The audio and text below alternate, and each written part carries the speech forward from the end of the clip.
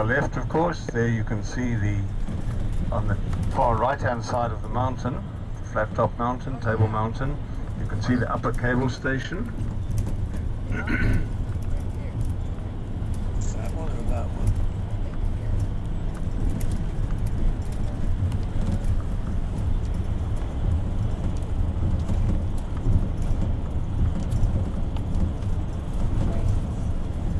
The Red Roof Building.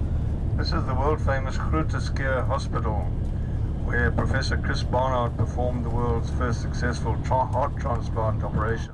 Right, of course I told you that the first people to discover the Cape were the Portuguese navigators, namely Mr. Vasco da Gama, who discovered the Cape in the early 1400s, and shortly thereafter Mr. Bartholomew Diaz, who actually rounded the Cape, and he named it the Cape of Good Hope. Da Gama had called it the Cape, or Cabo de Tormentosa, the Cape of Storms, because he got here in terrible weather. But when Vasco da Gama got here, he managed to turn around Cape Point and started sailing north and northeast, and he realized he'd found the southern tip of Africa, and they now had a sea route to the Far East. Incidentally, all this land that we're traveling on here, to our right and even some of it to the left, is all reclaimed land. Ahead of us is the statue of Bartholomew Diaz, that first Portuguese navigator to round the Cape. He actually sailed up as far as the port of Durban, where Durban is now located. In 1437, I think it was. He reached that point around about Christmas Day of that year, so he named the area Natal after the Nativity. This is his statue on our right now. The road we're turning into is one of the first Dutch people to come to the Cape, to settle in the Cape, was a garrison led by Mr. Jan van Riebeck. He was a doctor, medical doctor, and he was put in charge of the group to come here and settle the Cape. Instructions were to, first of all, to build a fort, which they did, a four-sided fort made of mud, and then to plant a vegetable and fruit garden. He was married to a French woman, Maria de Kellerie, and he came with her and with her son to their son, should I say, to settle in the Cape, which they duly did.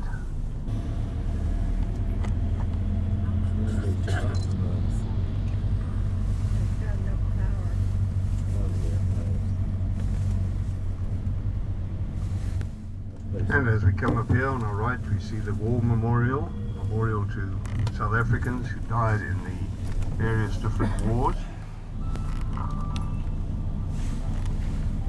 Korean War, the Great War, World War II, America.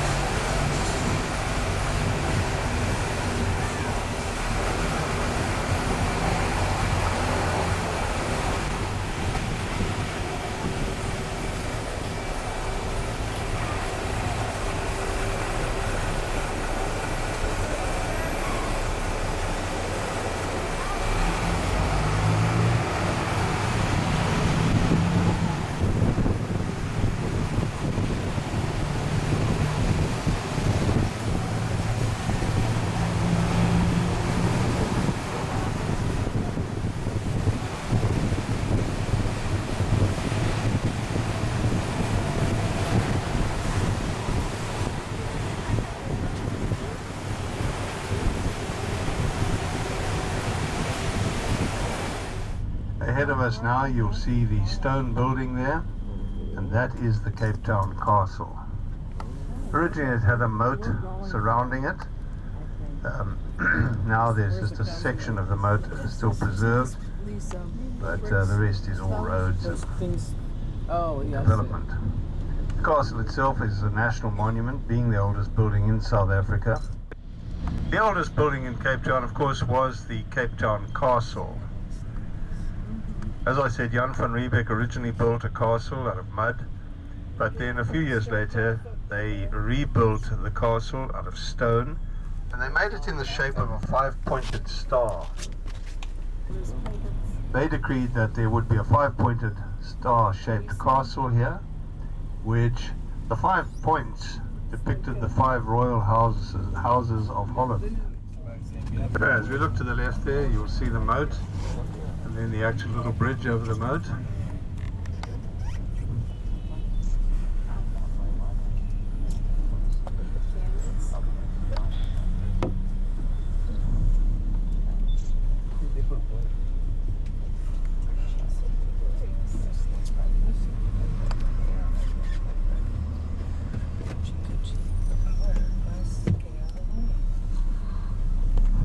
There you can see the gate, and then the entrance into the castle through the castle walls, known as the cut, the entrance. You see the name of one of the 5-pointed stars, Leerdam. That was one of the royal houses.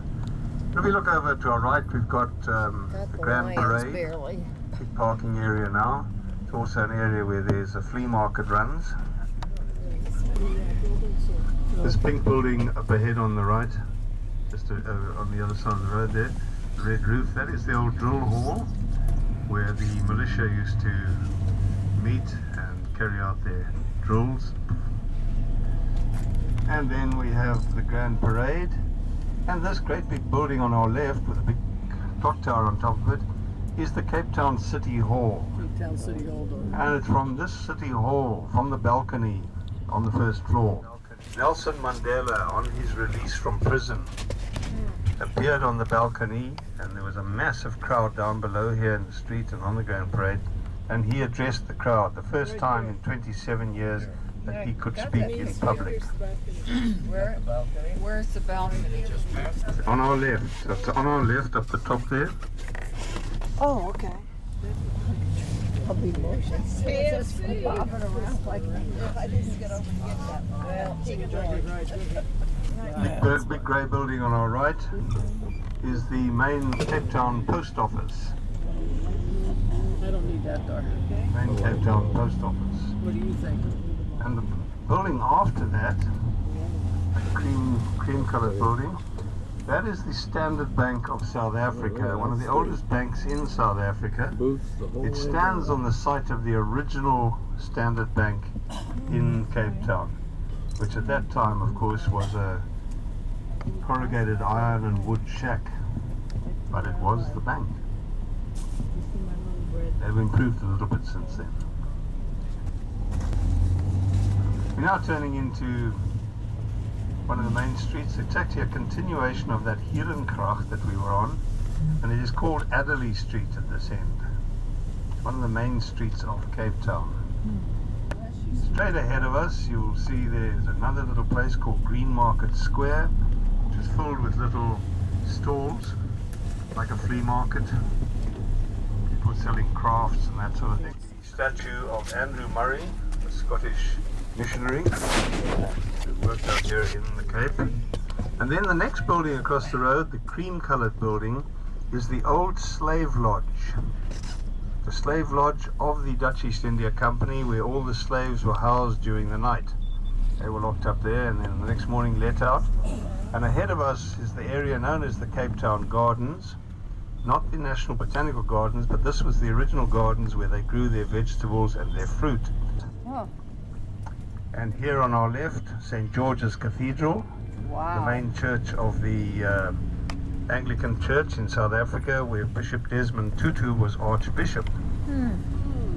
He's now retired. This next big grey building here is the headquarters of the Cape Provincial Administration. Cape Provincial Legislature of the Western Cape Province.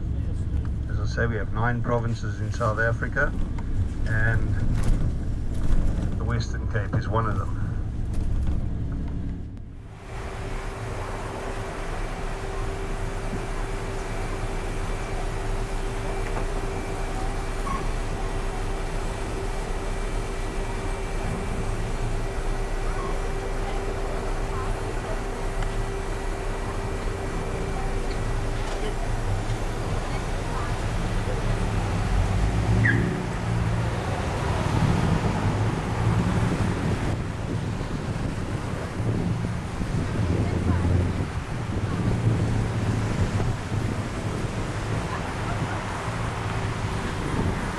Known as Boer Kaap, Upper Cape, and this is the area which was known as the Malay Quarter. All the old Malay slaves lived in this area, and of course with the abolition of slavery they bought the houses here. The whole area is a declared national monument, and as you can see, the residents here are very good about painting their houses different colors and making it very nice to look at. All these lovely vibrant colors gives it a lot of character. It was really hard. I know, I sometimes can and other times can't. Okay, don't tip it. The lid is still slightly Thank you.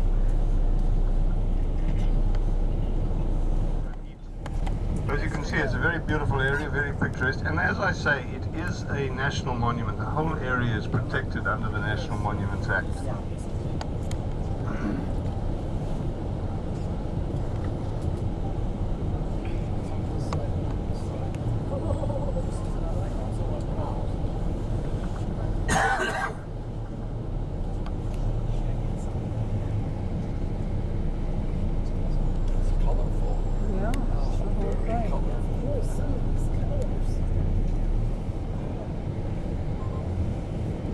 I personally love this. I think this is brilliant. I'd like to paint my house colours like this.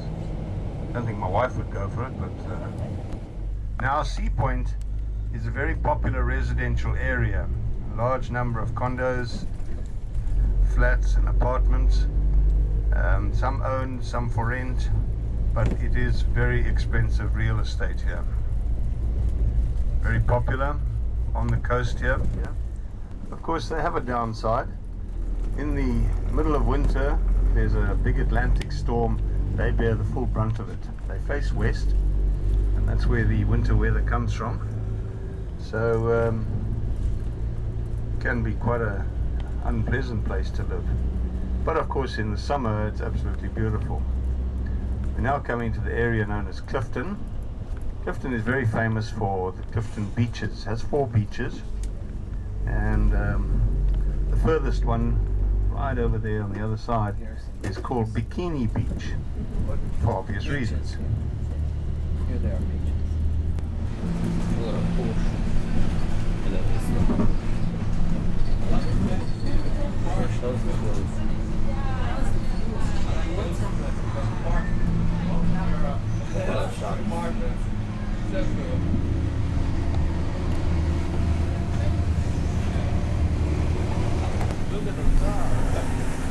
That marks a dust. It's actually a way that you park your car.